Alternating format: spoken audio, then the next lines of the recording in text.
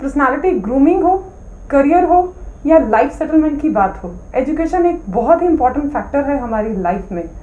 लेकिन इसके चलते लाइफ को रिस्क में डालना क्या सही रहेगा?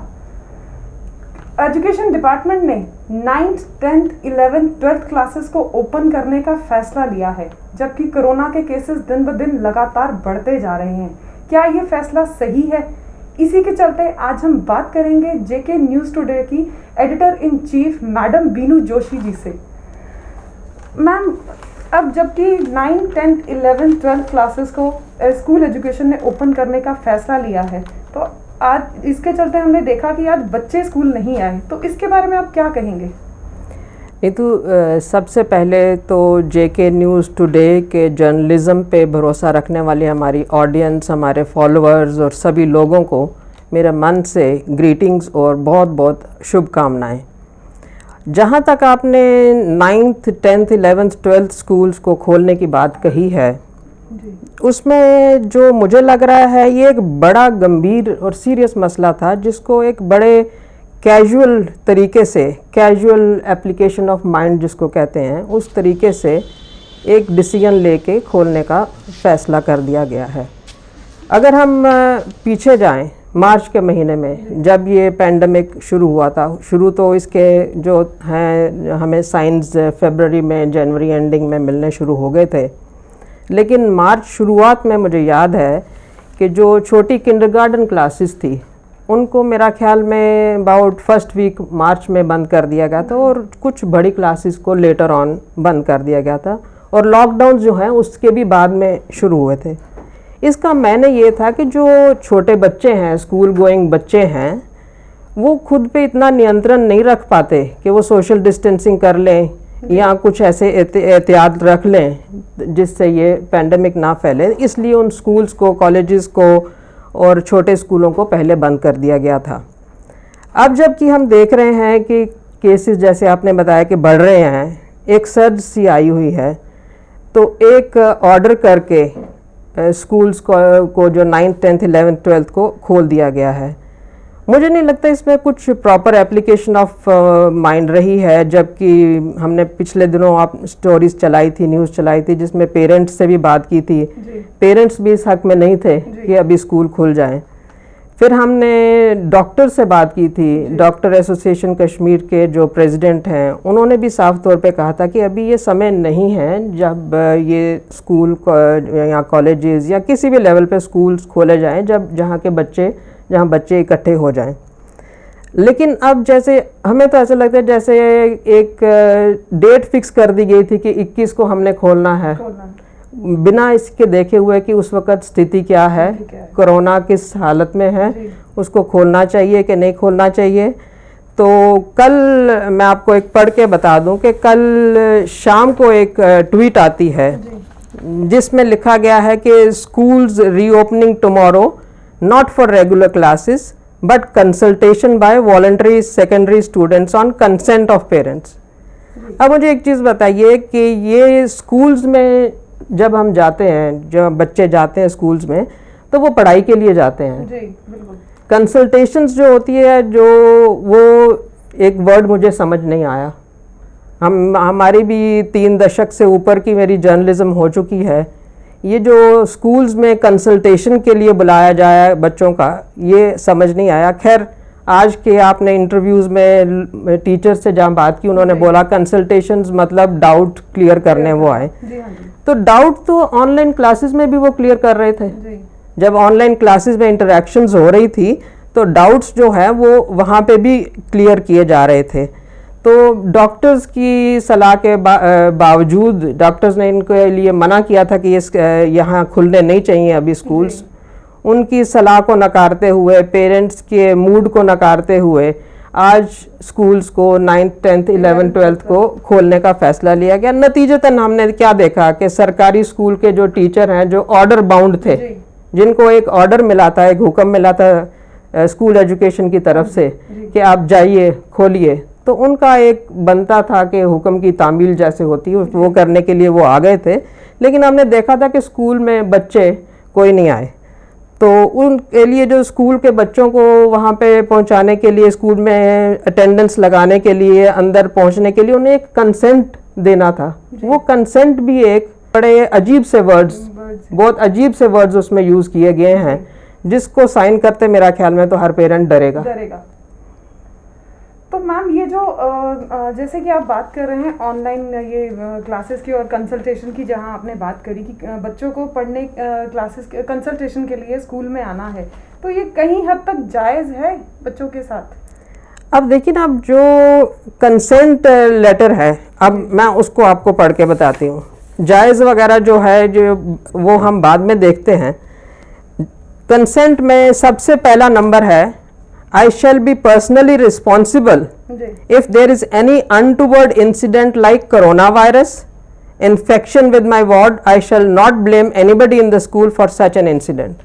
अब आप देखिए, स्कूल खोलने का डिसीजन सरकार ले रही है, लेकिन सरकार क्या कर रही है, नंबर 1 क्लॉज में कह रही है कि स्कूल की कोई रिस्पॉन्सिबिलिटी नहीं होगी कि अगर बच्चे को कोरोना हो जाता है या कोरोना से इन्फेक्ट हो जाता है या अदर अनटूवर्ड इंसिडेंट जो हम समझें, तो आप समझ सकते हो कि मैं उस चीज़ को ज़ुबान पे लाना नहीं चाहती कि वो अनटूवर्ड इंसिडेंट बच्चे के साथ कुछ भी एक्सट्रीम चीज़ हो सकती है। उसके लिए गवर्नमेंट जो है अपने शोल्डर्स पे कोई रिस्पॉन्सिबिलिटी नहीं आने देना चाहती। अब सेकेंड पॉइंट आप देखिए, सेकेंड पॉइंट में है, I ensure that my daughter/son shall follow all the guidelines and maintain complete social distancing and hygiene to ensure safety and health. अब आप देखिए, ये जो कंसेंट है, इस कंसेंट को पेरेंट साइन कर रहा है, और सोशल डिस्टेंसिंग बच्चा स्कूल में मेंटेन कर रहा है या नहीं कर रहा, वो एक पेरेंट कैसे देखने जाएगा? वो कैसे इंश्योर करेगा कि मेरा बच्चा जो है वो सोशल डिस्टेंस मेंटेन कर रहा है, बाकी बच्चों से दूर रह रहा है? ये एक पेरेंट से ऐसी डिक्लेरेशन ले लेना, ऐसा एक कंसेंट लेना, ये बिल्कुल ही इलॉजिकल है। एक पेरेंट कैसे बताएगा कि मैं बच्चा मेरा क्लास में चला गया है और मैं अंडरटेकिंग देता हूं कि वो सोशल डिस्टेंसिंग मेंटेन रखेगा? सोशल डिस्टेंसिंग मेंटेन रखना तो एक जब वहाँ टीचर बैठी है उसका काम है। एटलीस्ट ये वाली रिस्पॉन्सिबिलिटी तो स्कूल एजुकेशन ले, अगर उन्होंने डिसीजन लिया इसको खोलने के लिए। अब वहाँ पे 3, 4, 5 क्लॉजेस और भी हैं जिसमें सैनिटाइजर्स लाना है, ये लाना। अब जो सरकारी स्कूल में बच्चा पढ़ रहा है, क्या वो इकोनॉमिकली इतना अच्छा है कि वो सैनिटाइजर्स वगैरह सब कुछ अफोर्ड करेगा? तो सरकार को जो इतनी एड ले रही है, वो सरकार सैनिटाइजर्स और मास्क क्यों नहीं देगी बच्चों को? मैम, इसके चलते अब एजुकेशन के चलते हम बात करें टीचर्स की, तो टीचर्स के ऊपर भी कुछ प्रेशर ज़्यादा रहेगा?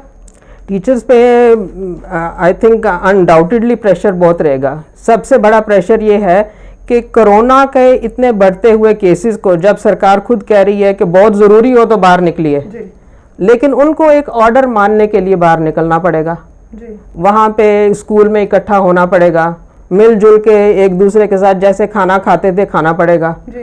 अब रही बात दूसरी के कंसल्टेशन के लिए जो बच्चे आएंगे उनको तो वो अटेंड करेंगे। वैसे तो मुझे नहीं लगता कि पहले कुछ दिन के लिए कोई आएगा बच्चा। अगर इन ऑर्डर को, कंसेंट को दे के अगर कोई आता भी है तो वो टीचर्स उनको भी अटेंड करेंगे, शाम को ऑनलाइन क्लासेस भी लेंगे। तो ये बिल्कुल उनके लिए एक डबल प्रेशर की बात है, प्रेशर ज़्यादा हो जाएगा। प्रेशर के साथ साथ उनको वो रिस्क के बहुत प्रोन हो जाएंगे। और सबसे बड़ी बात यह है कि इस रिस्क के प्रोन होने के, डबल रेट वर्कर बनने के, और माइंड के पीछे जो सबके एक फियर चला हुआ है कोरोना का, आप देख रहे हैं, कोई माने या ना माने इस चीज़ को, इस कोरोना को लेके और इस बंद माहौल को लेके एक डिप्रेसिव सा माइंडसेट बना हुआ है सबका। और इस डिप्रेसिव माइंडसेट को क्या टीचर्स जो हैं वो इसकी जो सर्कल है उससे बाहर नहीं आएंगे, वो भी इसी में होंगे इनका। तो मैम, कल असगर समून जी ने ट्वीट जारी किया था। ट्वीट में उन्होंने कुछ MHA द्वारा जो गाइडलाइंस दी गई है स्कूल्स को, उसके बारे में कहा था वो थोड़ी सख्त हैं। तो इस विषय में आपका क्या कहना होगा कि क्या पेरेंट्स ये गाइडलाइंस को फॉलो करेंगे या जो वो गाइडलाइंस दी गई हैं बच्चे उस पर क्या रिएक्ट करेंगे? देखिए, जो कंसेंट उनसे मांगी गई है वो हमने ऑलरेडी डिस्कस कर ली है कि बहुत हार्श वर्डेड है और कुछ ज़्यादा ही माँ बाप से उम्मीद कर ली गई है और कुछ ज़्यादा ही उनसे मांग लिया गया है। उम्मीद भी कर ली गई है और उनसे कुछ ज़्यादा ही मांग लिया गया है कि हमारी कोई रिस्पॉन्सिबिलिटी नहीं है, आपके बच्चे को कुछ भी होगा, इन्फेक्शन होगा या अनटूवर्ड इंसिडेंट, जो मैं फिर दोबारा कहूँगी कि मैं वो चीज़ ज़ुबान पे नहीं लाना चाहती। अब रही बात MHA की गाइडलाइंस, हम अगर MHA की गाइडलाइंस चाहे लॉकडाउन की देखें चाहे हम अनलॉक की देखें, हर एक गाइडलाइन जो 30 या 31 तारीख महीने की आया करती थी सेंटर से, जो स्टेट गवर्नमेंट थी 2 या 3 तारीख को अपनी एक अलग से गाइडलाइन दिया करती थी। मैं अब ये चीज़ बताती हूँ कि जब आप देखिए इस वक्त जो हमारे इंडिया में, कंट्री में ऑलमोस्ट सभी स्टेट्स खुल गई हैं सिवाय जम्मू कश्मीर के। जब जम्मू कश्मीर को एंट्री के लिए, एग्ज़िट के लिए, बाकी चीज़ों के लिए अपनी गाइडलाइंस हैं, तो इस स्कूल को खोलने के लिए वो सेंटर के ऊपर क्यों अपना, जो कहते हैं ना, उन सेंटर के शोल्डर से फायर कर रहे हैं कि सेंटर को बोल रहे हैं कि आपने अनलॉक बोला तो हमने कर दिया। तो अगर वो सेंटर अनलॉक मान रहे हैं तो फिर आप स्टेट का बॉर्डर भी खोल दीजिए, फिर आप स्टेट के बॉर्डर क्यों नहीं खोल रहे? फिर आप अगर स्कूल्स को खोल रहे हैं तो स्टेट के बॉर्डर भी खोलिए। MHA ने ये भी कहा था कि जितने भी अनलॉक की गाइडलाइंस हैं हम जारी कर रहे हैं, वो स्टेट अपने तरीके से देखे, अगर वो लागू जो करना चाहे करे, और जहां वो चाहते हैं कि किसी एक गाइडलाइन को नहीं लागू किया जाए तो वो अपने स्टेट स्पेसिफिक गाइडलाइंस भी निकालें, जो स्टेट निकालती आई है, जो यहाँ की डिजास्टर मैनेजमेंट एजेंसी है वो निकालती आई है टाइम टू टाइम अपनी अपनी गाइडलाइंस। तो इस चीज़ को लेके मुझे नहीं समझ आ रही कि ये ऑर्डर के पीछे क्या लॉजिक है, क्या जवाज़ है। मैम कुछ भी चीज़ें क्लियर नहीं है गवर्नमेंट की तरफ से। एजुकेशन डिपार्टमेंट अभी भी इन चीज़ों को लेके कहीं ना कहीं रुका हुआ है। जैसे प्राइवेट स्कूल्स आज हमने देखे, आज प्राइवेट स्कूल्स भी बंद है, प्राइवेट स्कूल्स को ओपन नहीं किया गया बिकॉज वो जो SOPs इन्होंने एजुकेशन गवर्नमेंट ने जो SOPs दिए थे वो उसको पूरी तरह से अभी फॉलो नहीं कर पाए हैं, उसके चलते स्कूल बंद रखा गया है। तो उसके बारे में आप क्या कहेंगी? ये तो आप मुझे बताओ, हमारे यहाँ पे एजुकेशन सिस्टम में एक गवर्नमेंट सेटअप है, एक प्राइवेट सेटअप है। हम जो देखते हैं, मुझे इस चीज़ का जवाब सीधा नहीं देना की ज़रूरत, सब मानते हैं कि हम जो अपने बच्चों को प्राइवेट स्कूल में क्यों भेजते हैं गवर्नमेंट स्कूल के बजाय, वो एक रीज़न है, उसके पीछे एक हम एक्सपेक्टेशंस हैं हमारी प्राइवेट स्कूल से। जब हमारे स्कूल प्राइवेट स्कूल से इतनी ज़्यादा एक्सपेक्टेशंस हैं तो नेचुरली वो क्या होगा, उन एक्सपेक्टेशंस पे उतरने के लिए जो हमने उनको SOPs दिया है, उन्होंने उतनी SOPs को भी स्ट्रिक्टली फॉलो करना है। उनके पास गार्ड्स हैं, उनके पास टीचर्स हैं, उनके पास जो मेड्स हैं, अटेंडेंट्स हैं, उन सबको उन्होंने सैनिटाइज करना है, जो कि उन्होंने साफ तौर पे, हमें कल जिनसे भी बात हुई उन्होंने कहा है कि ये SOPs हम नहीं फॉलो कर सकते। हमारे बसेस के ड्राइवर्स हैं जो बच्चों को ले जाते हैं, अब चाहे एक बस में अगर 50 बच्चे जाते थे, अब 50 नहीं जाएंगे, अब उन्होंने कम बच्चे ले जाने हैं, तो इसी ढंग से उनको बसेस ऐड ऑन करनी है। क्या वो उनके इकोनॉमिकली वायबल है बसेस और ऐड करना? एंड देन सेकेंडली, अब SOPs इतनी स्ट्रिक्ट है, उन्होंने कहा है कि हम इतनी जल्दी वो सब नहीं कर पाएंगे, उनको फुलफिल नहीं कर पाएंगे, इसलिए हम ये स्कूल्स अभी नहीं खोलेंगे। तो इसलिए उनके स्कूल्स से, प्राइवेट स्कूल से एक्सपेक्टेशन ज़्यादा होती हैं, तो उन्होंने उन एक्सपेक्टेशंस पे उतरना है, इस करके वो अभी उन सब SOPs को फुलफिल करने के लिए टाइम ले रहे हैं, इसीलिए अभी वो उसको नहीं खोलेंगे। तो मैम जैसे कि आप, गवर्नमेंट हमेशा कहती आई है इस पैंडेमिक टाइम में कि पैंडेमिक टाइम की हम बात करें तो गवर्नमेंट ने लॉकडाउन से पहले ही स्कूल्स को बंद कर दिया था, किंडरगार्टन को, स्कूल्स को बंद कर दिया था। अब जबकि अनलॉक 4 में आहिस्ता आहिस्ता स्कूल ओपन किए जा रहे हैं, तो क्या ये एक तो बच्चे क्लास वो भी कंसल्टेशन के लिए ओपन किए जा रहे हैं, तो यहाँ पर बच्चों की साइकी पर क्या असर पड़ेगा कि वो सिर्फ स्कूल इसीलिए जा रहे हैं कि उनको सिर्फ डाउट्स क्लियर करने हैं, ना कि पढ़ाई करनी है? देखिए, जब मैंने आपको पहले कह दिया कि ये वाला साल अगर हम उसको ऑनेस्टली देखें तो एजुकेशन पॉइंट ऑफ व्यू से इस साल को, इस एकेडमिक ईयर को एक बहुत बड़ा सेटबैक लगा है जी।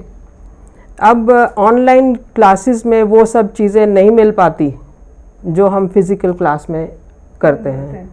मैं खुद देख रही हूँ कई बच्चों को जिनको एक व्हाट्सएप आ जाता है, ये आप ऐसे पोएम लर्न करिए। अब जो स्कूल के अंदर, क्लास के अंदर बैठ के सब बच्चे मिलजुल के एक पोएम की रेसिटेशन करते हैं और उस रेसिटेशन के रिदम में वो उसको लर्न कर लेते हैं, वो चीज़ें तो व्हाट्सएप से या ऑनलाइन से नहीं होती। बट देन इस वक्त क्या हुआ है कि ग्लोबली हमने देखा है चाहे वो मल्टीनेशनल कंपनीज हैं, चाहे वो समिट लेवल की मीट्स हैं, चाहे हमारे प्रधानमंत्री किसी और प्रधानमंत्री से बात कर रहे हैं, वो सब जो है वर्चुअल हो रहा है। वर्चुअली इन द सेंस के वीडियो कॉन्फ्रेंसिंग के थ्रू हो रहा है। इवन स्टेट जो चीफ मिनिस्टर्स की मीटिंग ले रहे हैं प्रधानमंत्री, वो भी वीडियो कॉन्फ्रेंसिंग पे हो रही है। बड़े बड़े प्रोजेक्ट्स की ओपनिंग हो रही है, वो वर्चुअल हो रही है। तो अब ये इस माहौल को देखते हुए ऑनलाइन क्लासेस होनी थी और वो एक बेस्ट वे आउट वही है। अब ये कंसल्टेशन वर्ड जो है वो अगर हम 6 महीने से वो कंसल्टेशन ऑनलाइन कर रहे थे, तो अब वो कंसल्टेशन स्कूल जाने का लॉजिक क्या बना? उसी अब इसका मतलब हमने 6 महीने किसी बच्चे के डाउट क्लियर नहीं किए। यहाँ तो ये गवर्नमेंट है वो ये इंडिकेट करना चाहती है कि ये जो 6 महीने हमने पढ़ाई कराई, हमने इनकी कंसल्टेशन नहीं की, हमने इनके डाउट्स क्लियर नहीं किए। इसका मतलब यही है। तो इसका अब एकदम से वो डाउट्स कौन से क्लियर करना चाहती है, कंसल्टेशन कौन सी है? यहाँ तो वो कहें कि हम खोलना चाहते हैं या हम नहीं खोलना चाहते, कोई एक तरफ कंसल्टेशन वर्ड बीच में, और वो भी फिर टीचर्स को कंसल्टेशन के लिए आना है स्कूल में। सुबह वो कंसल्टेशन के लिए आएंगी, 2 या 3 स्टूडेंट्स जो आएंगे उनके लिए, और शाम को वो ऑनलाइन क्लासेस लेंगी। मैम पेरेंट्स भी तो इसी कोरोना की डर की वजह से अपने बच्चों को स्कूल नहीं भेज रहे, और शायद कहीं उनका ये डर जायज़ भी है। अब देखिए, अगर आप मुझे पूछें तो अगर मेरा कोई ऐसा वार्ड होता, छोटा बच्चा जो 9th 10th 11th में होता, और मुझे कहा जाता इस डिक्लेरेशन को साइन करो और भेज दो, आई वुड रादर से कि तुम घर बैठो, घर बैठ के किसी सियाने से कंसल्टेशन कर लो या किसी वीडियो पे के थ्रू अपने किसी टीचर से कर लो, रादर के इस माहौल में जहां हम मतलब डायरेक्टली हम नहीं कह रहे, लेकिन विस्पर डॉक्टर्स के साथ भी हम बात करें तो वो विस्पर तरीके से ये भी कह रहे हैं कि देयर इज अ फियर कि कोई कम्युनिटी स्प्रेड है इस डिजीज का। तो फिर इस माहौल में हम बच्चे को कह दें कि आप स्कूल चले जाओ, और फिर उसके बाद स्कूल कह देगा कि हमारी जिम्मेदारी नहीं है किसी तरीके की। अब यहाँ पे मैं आपको एक चीज़ और बताऊं कि जो स्कूल एजुकेशन डिपार्टमेंट कह लो या किसी और चीज़ को आप कह रहे हो कि जो इंफॉर्मेशन डिसेमिनेशन है उसमें भी एक बड़ा खलल है, एक बड़ी कमी सी है। इंफॉर्मेशन डिसेमिनेशन प्रॉपर तरीके से नहीं हो रही, और इंफॉर्मेशन डिसेमिनेशन जो है वो सिलेक्टिव हो रही है।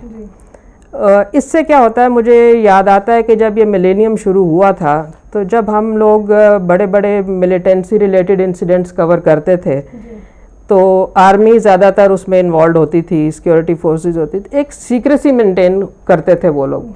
किसी इंफॉर्मेशन को लेके बाहर ना आर्मी निकलती थी, ना पुलिस निकलती थी, ना कोई सिक्योरिटी फोर्सेस निकलती।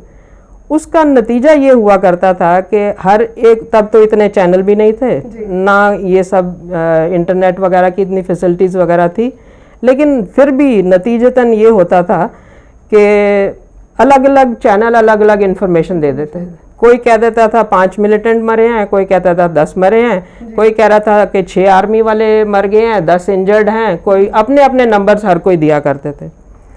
उस वक़्त हमने आर्मी, क्योंकि फ्रंट लाइन पे थी उस वक़्त एंटी मिलिटेंसी ऑपरेशन में, हमने आर्मी से बैठ के बात की कि भाई ये जो इन्फॉर्मेशन ब्लैकआउट आपने किया हुआ है या एक फायरवॉल बनाई है, इन्फॉर्मेशन डिसेमिनेट नहीं ढंग से हो रही, उससे र्यूमर्स फैलते हैं। Whenever there is lack of information that gives rise to rumours and misinformation campaign. तो उस वक़्त अगर इतनी सेंसिटिव बातों को ध्यान में रखते हुए भी उन लोगों ने उस वक़्त, मुझे याद है, आर्मी ने इन्फॉर्मेशन वॉरफेयर विंग अलग से बना लिया था। उस वक़्त उन्होंने हमारे इस चीज़ को एड्रेस करने के लिए इन्फॉर्मेशन वॉरफेयर विंग बना लिया था, जिनका काम यही था कि कुछ भी इंसिडेंट हो, कोई एनकाउंटर हो, कुछ हो, उसकी इन्फॉर्मेशन सही ढंग से एक इंचार्ज होता था, वो दे दिया करता था आपको इन्फॉर्मेशन कि ये इंसिडेंट हुआ है, उसके ये डिटेल्स हैं, ताकि र्यूमर्स ना फैले। यहाँ पे वही चीज़ आज मुझे दोहराती दिख रही है कि जहाँ हमें इन्फॉर्मेशन ढंग से नहीं मिल रही कि स्कूल्स कब खुलेंगे, कैसे खुलेंगे। कल तक वो स्कूल्स खुल रहे थे फॉर स्टडीज़, आज वो स्कूल खुल रहे हैं फॉर कंसल्टेशन, कल पता नहीं क्या होगा। और इन्फॉर्मेशन सिलेक्टिव दे रहे हैं, किसी एक को अपने फेवरेट को बुला लिया, उसको दे दिया, बाकी जो हैं शायद उनको पसंद नहीं है, उनको कोई इन्फॉर्मेशन नहीं है। तो अलग अलग चीज़ें अलग अलग अपने तरीके से जो इन्फॉर्मेशन चल रही है, which is not healthy sign, it is not healthy sign. और ये जो है ये एक कन्फ्यूजन क्रिएट करेगा। ऑलरेडी एक ख़राब सा माहौल है, पेंडेमिक का माहौल है जिसमें स्ट्रेस्ड आउट है सभी, उसमें हम मिस इन्फॉर्मेशन ले आए और वो भी एक बच्चों की स्कूलिंग के मामले में, इट्स नॉट गुड। मैम कल हमने कुछ बच्चों से बात की, सरकारी स्कूल के बच्चों से बात की, उनको व्हाट्सएप पे उनके टीचर्स द्वारा मैसेजेस आए हैं जिसमें उन्होंने आज के दिन के लिए क्लासेस नहीं खुलने का बारे में बताया। तो मतलब कहीं ना कहीं ये डाउट भी रहा कि बच्चों के मन में कि स्कूल खुले हैं, जबकि आज सरकारी स्कूल खुले हैं लेकिन बच्चे नहीं आए। उसके दौरान शाम को ही टीचर व्हाट्सएप कर रहे हैं कि सरकारी स्कूल नहीं खुले। तो ये भी एक गलत गाइड करने वाली बात है। देखिए ना, अब मैं अब कहना नहीं चाहती, ना ही आप उस टीचर को शायद नाम लोगे, लेकिन अंदर अंदर तो सबको डर है ना। मुझे, चाहे मैं टीचर होती, मुझे गवर्नमेंट ऑर्डर देती कि आपको स्कूल पहुंचना ही पहुंचना है, तो मैं किसी गवर्नमेंट का मेरी तरफ कोई एक्शन हो जाए, डिसिप्लिनरी एक्शन हो जाए, उसको अवॉइड करने के लिए मैं स्कूल पहुंच जाऊंगी। लेकिन मुझे मन में डर तो है ना कि मुझे इस वक्त बाहर नहीं जाना, इसलिए मैं अंदर अंदर से एक कैंपेन कर दूंगी कि बच्चे ना आए, ताकि गवर्नमेंट इस डिसीजन को वापस ले ले। In heart of hearts, you take it from me, it is guaranteed कि जो टीचर्स भी हैं, चाहे सरकारी प्राइवेट ने तो आराम से सीधा कह दिया कि हमने नहीं आना, लेकिन सरकारी टीचर्स भी इन हार्ट ऑफ हार्ट्स, चाहे वो आपको कैमरा में कह रहे हैं कि हमने सरकारी ऑर्डर मानना है, हर ऑर्डर है हमें मानना है, हम मानेंगे भी, सब कुछ कहेंगे, लेकिन है तो वो इंसान है। कोरोना का डर तो चाहे सरकारी टीचर है, सरकारी टीचर को भी उतना ही डर है कोरोना का जितना एक प्राइवेट टीचर को है। तो एक इंसान को एक डर के माहौल में जो रहना है, वो तो रात को एक कैंपेन लॉन्च करेंगे ही, चाहे व्हाट्सएप की कैंपेन लॉन्च कर दें, चाहे वो विस्पर कर दें, या किसी एक दूसरे से मैसेजेस भेजाना शुरू कर दें कि आप नहीं आइए, ताकि ये एक ऑर्डर जो है इसका रिवर्सल हो सके। ग्लोबली इसका इम्पैक्ट देख रहे हैं, इकोनॉमिकली, एजुकेशन में इसका बड़ा ही मतलब रिस्की इम्पैक्ट रहा है। लाइफ को लेकर है, एजुकेशन को लेकर है, बिजनेस को लेकर है, किसी भी चीज़ को लेकर इसका नेगेटिव ही इम्पैक्ट पड़ रहा है कोरोना का हमारी लाइफ पर। तो मैम आप उसके बारे में क्या कहना चाहती हैं? देखिए, जब पैंडेमिक हुआ है, this is not by anybody's choice, ये एक हो चुका है, उसके साथ इसके इफ़ेक्ट्स भी हैं, चाहे आप कह लो कि इसके इकोनॉमिक इफ़ेक्ट्स हैं, एजुकेशन इफ़ेक्ट्स हैं, बिजनेस इफ़ेक्ट्स हैं, बिजनेस पे भी इम्पैक्ट हुआ है, इंडस्ट्रीज़ रुक गई हैं, जीडीपी ग्रोथ हमारी माइनसेस में चली गई है, सब हुआ है, पर ये ग्लोबली हुआ है, ये किसी के हाथ में नहीं है। अब ये एक पैंडेमिक का इफ़ेक्ट जो था ये नेचुरली लग रहा था, पर उसकी डायमेंशंस क्या होंगी ये किसी को अंदाज़ा नहीं था, लेकिन लॉकडाउन जब होते हैं इस चीज़ को रोकने के लिए उसका इम्पैक्ट पड़ना लाजमी है, और ये इम्पैक्ट जो है वो हुआ है। मैम जैसे कि हमने देखा था कि स्टार्टिंग में जब कोरोना इतना स्प्रेड नहीं था, तब लॉकडाउन बहुत ही सख्त तरीके से लगाया गया था। अब जबकि corona day by day spread होता जा रहा है, अब यूटी की बात करें, स्टेट्स की बात करें, थाउजेंड्स के हिसाब से केसेस आ रहे हैं, तो क्या गवर्नमेंट ये जो सब कुछ अनलॉक फेजेस ओपन कर रही है, तो क्या ये डिसीजन सही है गवर्नमेंट का? देखिए, गवर्नमेंट के डिसीजन के बारे में मैं कुछ भी कमेंट नहीं करूंगी, लेकिन ये ज़रूर है कि जो शुरुआती लॉकडाउन्स हुए थे वो ग्लोबली उस वक़्त यही था कि चाहे वर्ल्ड हेल्थ ऑर्गेनाइजेशन ने भी यही चीज़ें कही थी कि आप लॉकडाउन्स कीजिए और इस पेंडेमिक के जो केसेस बढ़ने हैं उसके लिए आप तैयारी कीजिए। तो वो लॉकडाउन उस वक़्त जो हुआ था वो वेंटिलेटर्स लेने के लिए और उनको और ऑक्सीजन लेने के लिए, दवाइयाँ इकट्ठी करने के लिए, बेड्स एक्स्ट्रा बनाने के लिए, वो लॉकडाउन जो था वो एक तरीके का टाइम गेन कर रहे थे कि हॉस्पिटल जो हैं वेल इक्विप हो जाएं कि जो सर्ज आएगी उससे निपटने के लिए। पर उसके इकोनॉमिक फैक्टर्स जो हैं एकदम से सब थम गया, लोगों को उनके रोज़गार चले गए, करोड़ों लोगों के रोज़गार चले गए, माइग्रेशन शुरू हो गई। माइग्रेशन इस करके हुई कि लोगों को, जैसे कोई दिहाड़ीदार रोजगार मजदूर था, उसको ये नहीं पता था कि मेरी दिहाड़ी यहाँ लगेगी नहीं लगेगी, और पता नहीं क्या जो लॉकडाउन हो गए, पता नहीं क्या तूफान आने वाला है, इसलिए मैं भागूं, अपने घर चले जाऊं और अपने रिश्तेदारों के बीच में रहूं। पर अब जब बाद में उसको समझ आया कि नहीं, मुझे कामकाज और रोजगार की भी ज़रूरत है, तो वो अब रिवर्स माइग्रेशन शुरू हो रही है। तो अब फैक्टर ये रहता है कि इस वक्त कहीं there are so many schools of thoughts, जो कह रहे हैं, कोई कह रहे हैं लॉकडाउन होना चाहिए, कोई कह रहे हैं कि नहीं, अब लेट्स लिव विद इट। अब जो बात है लेट्स लिव विद इट, तो ठीक है, हमें शायद कुछ जब तक वैक्सीन नहीं होती we'll have to live with it, लेकिन to live with it we have to take so many precautions. Mask हो गया, अब आप देखो जब मास्क की बात आ जाती है तो बाहर आप जाओगे तो कितने लोगों ने तो पहना ही नहीं होता, और अगर कई जो जिन्होंने पहना होता है उनमें से भी कई परसेंटेज है जिन्होंने सही नहीं पहना हुआ, जिन्होंने जो नाक के नीचे रखे, वेयर नोज के थ्रू जो है आप इनहेल भी कर रहे हो और बाहर भी कर रहे हो। तो वो सब चीज़ें जो हैं और वो बाकी प्रिकॉशंस जो हैं वो भी लेनी है, and then it's right we have to live with it till vaccine comes. वो बात तो सही है।